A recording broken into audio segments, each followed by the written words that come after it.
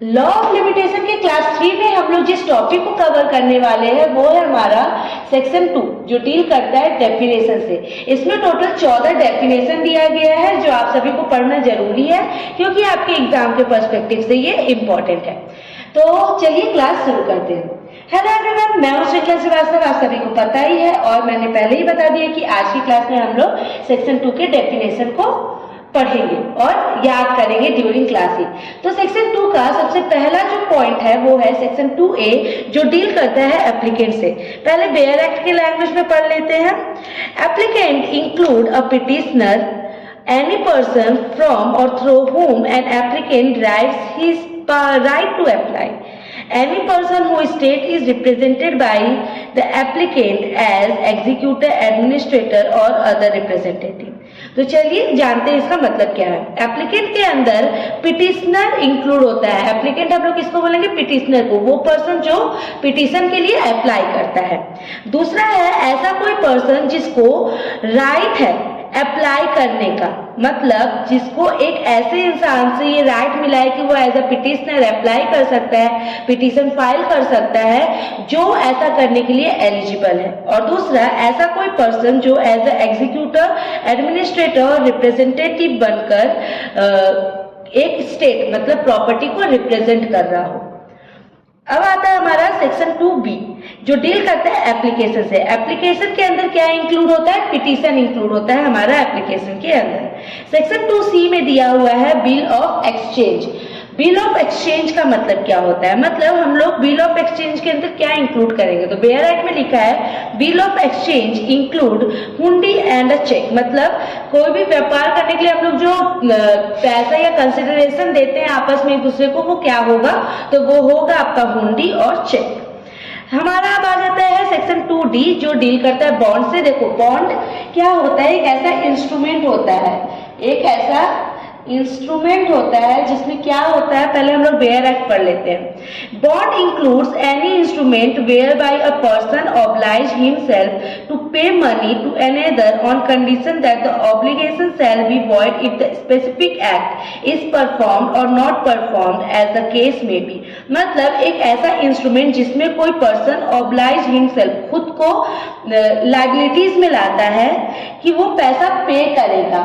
किसको? किसी third person को, किसी सेकंड और थर्ड पर्सन, मतलब किसी दूसरे इंसान को। ठीक है, कब करेगा?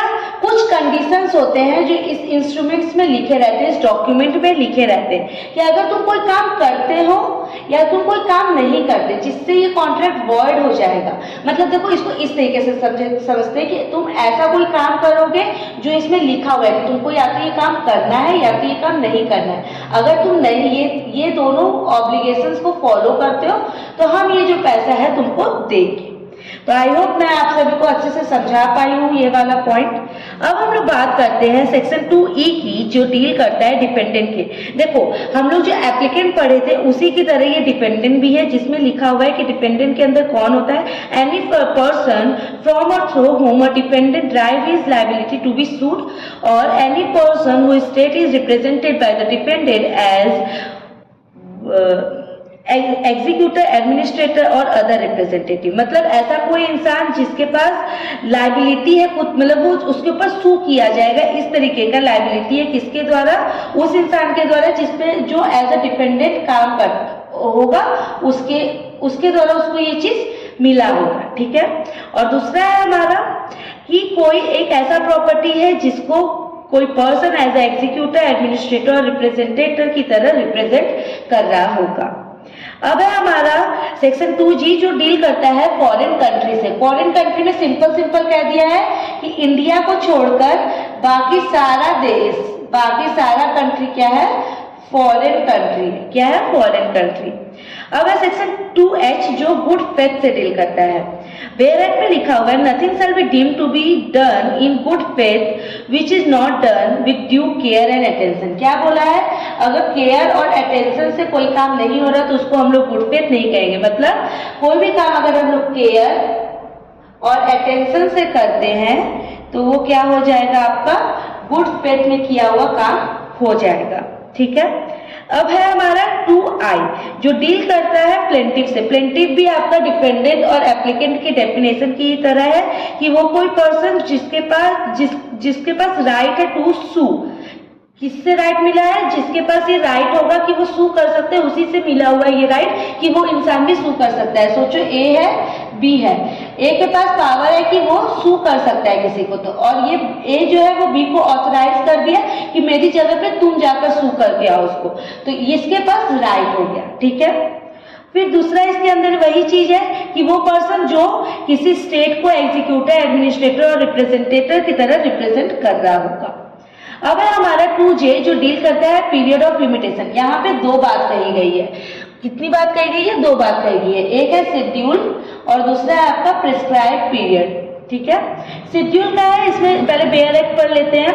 Means the period of limitation prescribe for any suit, appeal और application by the schedule.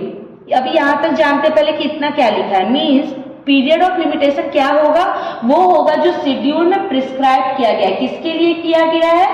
Appeal करने के लिए, सूट करने के लिए और एप्लीकेशन करने के लिए। वो टाइम जो शेड्यूल में आपका दिया हुआ है कि आपको इतने दिन में ही इस सबको करना है, उसको हम लोग पीरियड ऑफ लिमिटेशन कहेंगे, मतलब बार कहेंगे हमारा कि आपको इतने ही टाइम के अंदर करना पड़ेगा। और प्रिस्क्राइब पीरियड क्या होता है? Prescribe periods means the period of limitation computed in accordance with the provision of this act. मतलब इस एक्ट में जो आपका अलग अलग सूट के लिए, सबके लिए दिया गया है, उस टाइम को भी हम लोग प्रिस्क्राइब पीरियड कहेंगे। जैसे ब्रीच ऑफ कॉन्ट्रैक्ट 3 साल हम लोग मान लेते हैं कि 3 साल के लिए होता है, तो ये जो है आपका वो 3 साल है। ये अपना अलग अलग कॉन्ट्रैक्ट और अलग अलग सूट के लिए अलग अलग टाइम होता है। तो ये जो पीरियड बताया गया इसको हम लोग प्रिस्क्राइब पीरियड कहेंगे। अब है हमारा सेक्शन 2K जो डील करता है प्रॉमिसरी नोट में। प्रॉमिसरी नोट में क्या लिखा हुआ है? Means any instrument where by the maker engages absolutely to pay a specific sum of money to another at time there in limited or demand or at sight। मतलब promissory note मतलब एक ऐसा document जिसमें एक इंसान खुद को oblige कर दे रहा है कि हम तुमको पे करेंगे, कि स्पेसिफिक सम पे करेंगे इस टाइम पीरियड के अंदर। ठीक है।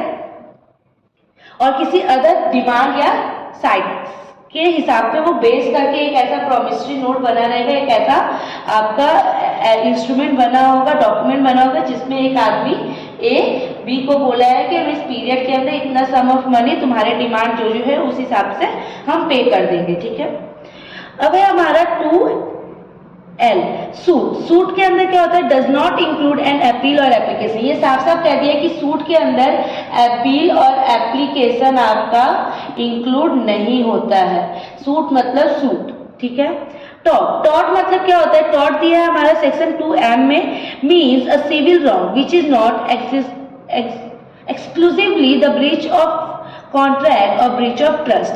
बोल रहा है टॉर्ट कि ये एक ऐसा सिविल रॉन्ग है, ये एक ऐसा सिविल रॉन्ग है जो केवल ब्रीच ऑफ कॉन्ट्रैक्ट और ब्रीच ऑफ ट्रस्ट को ही इंक्लूड नहीं करता।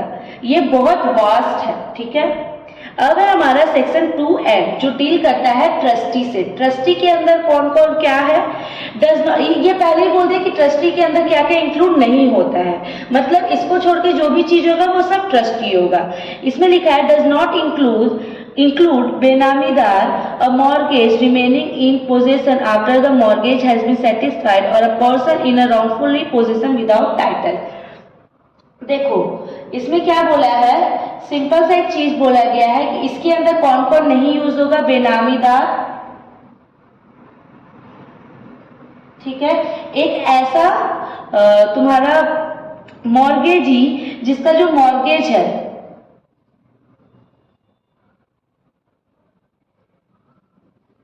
जिसका तुम्हारा जो मॉर्गेज है वो सेटिस्फाइड हो चुका है, वो भी इंक्लूड नहीं होगा। जिसका मॉर्गेज सेटिस्फाइड हो गया है और वो जो पोजेशन है, मतलब जिस चीज को गिरवी रखकर हम लोग पैसा लिए थे, पैसा देने के बाद अभी भी वो उस प्रॉपर्टी को या उस सामान को, उस चीज को रखा है, वो भी इसके अंदर इंक्लूड नहीं होगा। और वो पर्सन जो रॉन्गफुली, इलीगली, रॉन्गफुली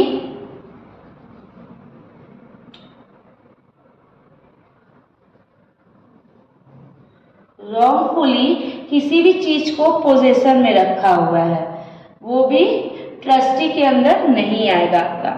तो यही था आपका सेक्शन 2 जो डेफिनेशन से डील करता है। आई होप मैंने आपको अच्छे से इस चीज को समझाया है और आप सभी को समझ आया है। और प्लीज अगर वीडियो अच्छा लगे तो लाइक, कमेंट एंड शेयर और सब्सक्राइब जरूर कीजिएगा, जैसा कि आप सभी को पता है। और अगर आप लोग सब्सक्राइब करेंगे और बेल आइकन दबा देंगे तो आप सभी को ऐसा ही इंफॉर्मेटिव वीडियोस मिलता रहेगा। और प्लीज कमेंट में बताइएगा कि आप सभी को मेरा क्लास कैसा लग रहा है, समझ में आ रहा है कि नहीं आ रहा है। इससे मुझे वीडियो बनाने के लिए और सपोर्ट मिलेगा, मैं और ज़्यादा इंटरेस्ट दिखाऊंगी अपना वीडियो बनाने में।